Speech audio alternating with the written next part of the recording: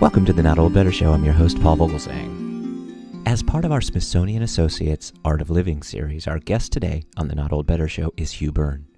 Hugh Byrne is the author of the well-received book, The Here and Now Habit, How Mindfulness Can Help You Break Unhealthy Habits Once and For All. Hugh Byrne is a guiding teacher with the Insight Meditation Community of Washington and is also a well-known podcaster as host of the In Good Company podcast. Hugh Byrne is a leading expert in the field of mindfulness and positive habit change and the power that comes from creating healthier habits. By learning to pay attention to your thoughts and actions in the moment, you'll discover how to let go of old patterns and create healthier habits and ways of living that will make you feel good about yourself. And when you feel good about you, you can do just about anything. That, of course, is our guest today, Hugh Byrne, who will be at the Smithsonian Associates program presenting a day-long series about mindfulness, a path to freedom and well-being, Saturday, February 17th, 2018, 10 a.m. at the Ripley Center in Washington, D.C. Please join me in welcoming to the Not Old Better Show via Skype, Hugh Byrne. Well, Hugh Byrne, thanks so much for joining us today. You're welcome. It's great to be with you. This is just a really interesting subject to me personally. I know it's going to be very interesting to my audience. I'm referring now to your Smithsonian Associates program, February 17th, 2018. It's a full-day presentation, so give us a sense briefly of your presentation for that day. Well, we're going to be talking about a number of themes relating to mindfulness. We're going to be talking about what mindfulness is, where it comes from. Most people are aware that it has its origins in Eastern traditions, in Buddhism and other traditions. We're going to talk about some of the benefits that have been shown in scientific studies. We're going to look at how it can help us change habits, let go of unhealthy habits and develop more helpful, more useful ones, and how we can live with greater freedom and well-being in our lives. So that's the overall goal. We're going to do that in as you say, in a day. And it's a program. I've done versions of this at the Smithsonian a number of times, and I'm really looking forward to it. We're going to have a nice big group there for that day long. That's great. And so, Hugh Byrne, I think this is the kind of subject that's going to have an awful lot of application to many, and we can really adopt some of these behaviors. What do you hope we will leave with from that day? I hope participants will leave with some skills and practices that they can bring into their own lives. Some meditation practices, as well as some resources that I'll share with people that can help them have a better understanding of mindfulness, kind of the cognitive understanding, but also in a much more experiential way to see how, even maybe in small glimpses, how they can find greater ease and greater freedom in their lives through the simple practice of awareness of our present moment experience, which is essentially what we mean when we're talking about mindfulness. We're often up in our heads, in our thoughts, but we can just notice that and come back and say, right now, what am I aware of? What am I noticing in my body, in my emotions, in my mind? And once we do that, then a lot of space opens up to make choices in our lives. Let's talk about the science behind mindfulness, because it's real, and life is real for all of us too, whether it's stress or anxiety. Some of us live with depression or physical or emotional problems. Right. Tell us a little bit about the science of mindfulness and how it will help us. Well, in the last 30 years, and I say particularly in the last decade, there have been literally hundreds, I think probably more accurately thousands, of scientific studies of mindfulness and how it works and the changes that it can bring about in our lives, particularly in the kind of areas that you refer to: stress, anxiety, depression, the ways that we can get caught up in unhealthy habits, unhealthy conditions, difficult psychological and emotional conditions, and how mindfulness can help us kind of get out of those, or at least get, maybe not always get out, but experience at least some significant relief. So the studies, and the studies, some of them are very, very, very solid scientific studies. Some are kind of like, they don't have the same scientific rigor, but overall the studies point to the benefits of mindfulness in reducing depression, anxiety, stress, helping regulate mood and anxiety disorders, helping people work with symptoms of such things as panic disorders. One of the most interesting studies took place at the University of Massachusetts, actually Massachusetts General Hospital, a few years ago, where they took two groups. One was taking an 8-week mindfulness course and a control group that didn't have any, it weren't given any mindfulness training. And what they actually found was that there were changes in the brains of those that took the mindfulness course, that did practice an average of just less than 30 minutes a day. They found a thickening of the gray matter in the brain in areas associated with greater kind of awareness and compassion, and a thinning of areas of the brain associated with anxiety and stress and worry. So this was one of the first studies to actually show that mindfulness not only helps bring about changes in behavior, but can actually bring about changes in the brain itself. So something really powerful is happening when we when we develop these kind of practices of awareness. So those are some examples. There's many other areas. I mean, mindfulness has been shown to be beneficial for those with post-traumatic stress disorder, various eating and drinking conditions, helpful for people in quitting smoking, for example, and staying off cigarettes. And so a number of different areas mindfulness has been shown to be beneficial in.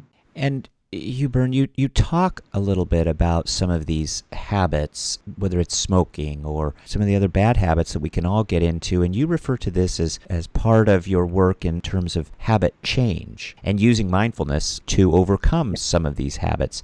Tell us briefly how that's done. Well, it's very helpful to begin by understanding, what habits are and how they develop. And just say very briefly, anything that we do and we repeat often enough can become a habit. And whether that's a helpful behavior, a good habit, or an unhelpful or unhealthy behavior, a bad habit, we often use those terms, that if we do something often enough, whether it's like we get in our car and we put on a seatbelt, and next time we put on the seatbelt, we keep doing that. What the brain does is it really takes a shortcut. It turns behaviors that we do often enough, it's kind of like our brain is saying, oh, I know what I do here. I don't even have to think about it. So it bypasses our intentional, conscious brain processes and actually becomes unconscious and automatic. Now, that's great for putting on seatbelts, great for brushing your teeth at night, but not so helpful if you develop a habit of smoking or, checking out and spending hours and hours online rather than, being involved in your daily life. So when mindfulness comes in, it brings the intentional quality back in. There's a wonderful saying by the great psychologist Viktor Frankl. He says, between the stimulus and the response is a space. In that space lies our ability to choose. In our ability to choose lies our growth and our freedom. So in a sense, what we're doing is we're making a space. With mindfulness, we're making a space between stimulus and response. And when we come into that space, we feel, oh, I'm feeling the anger rather than acting out the anger. We can actually choose how we respond. So we can make healthy choices rather than unhealthy choices. And that's really, in a nutshell, the way that mindfulness can help us break through unhealthy habits. It's bringing what is unconscious and automatic and making it conscious and intentional. So we're bringing behaviors into the realm of intention, and then we can choose. We can choose to make change. So that's kind of in a nutshell what my book is really about. And it's about developing the skills and the practices to do that. Because because this is a training. It's, as you know, it's not just a one-time thing. Oh, I can be aware of this and suddenly I can change my behaviors. Typically, we have to do things, in a repeated way to develop new, more healthy habits. And so a lot of the practices that we'll be doing at the day-long seminar will be practices of working in this way with our habits of mind and our, to some extent, our, what underlies our behaviors. Thank you for that. That's really helpful. This is a very powerful technique. As a guiding teacher, tell us briefly 2 or 3 of these practices that we'll learn so that we can bring mindfulness into daily life. Well, one extremely helpful practice is to focus our minds. I mean, we all know how easy it is in our modern life and culture, society, to be unfocused, to be all over the place, to be, multitasking. And we know that when we multitask, we're not doing anything well. We think we're doing 6 things, but we're not doing none of them well. Typically, that's the case. And so to learn to actually focus in the present moment is a very, very powerful tool, because it means we become available for ourselves, for others, for what it is that we're doing, rather than being scattered and all over the place. So, for example, focusing on the breath. Most people have heard when you meditate, that's one of the kind of techniques that you can use. And it's not that there's anything so special about the breath, although it's great that we're all breathing, but in terms of meditation. But what it does, it gives us something to focus our attention on. And then we notice that the mind often has a mind of its own. We get caught up in, what am I going to do later today? And why did that person say that thing to me? And why did they send me that angry email? We get caught up in all of this stuff. And with mindfulness, we can just say, okay, I notice I'm somewhere else right now. I come back to the breath. I come back to the body, come back to this moment. That's a really powerful skill. So it really allows us to be present for our lives, for the joys and the sorrows, for our families, for our work colleagues, etc. So that's one powerful tool. Another is to learn that we don't always have to run away from difficult experiences, difficult bodily feelings, or difficult, painful emotions, that it actually can serve us to allow ourselves to feel what we're feeling. Because if we don't do that, then we either tend to do one of 2 things. We kind of shove them down, we suck things up, we repress emotions, and they'll come back in one way or another. It's like we've pushed them out the door and they'll come in the back window. So not so helpful to suppress emotions and difficult experiences. The other thing we easily do is we act our emotions out in the world. We feel angry, and rather than just being aware of the anger, we find somebody easily kind of, you're responsible, they're to blame for this, these people. And we kind of act out our emotions in the world. There's a great statement by the French philosopher Albert Camus, who said, we all carry within us our crimes, our ravages, our places of exile. Our task is not to unleash them on the world, but to transform them in ourselves and others, so that we can transform our emotions rather than acting them out in the world. And that can be extraordinarily powerful for ourselves and also in our relationships with others. It means that we can avoid conflict or not get into conflict that we might otherwise have done. So that's a second thing. And the third one, and there's many more we could talk about if we had time, but is that capacity to be aware of our experience and to make helpful choices, to see, I could do this.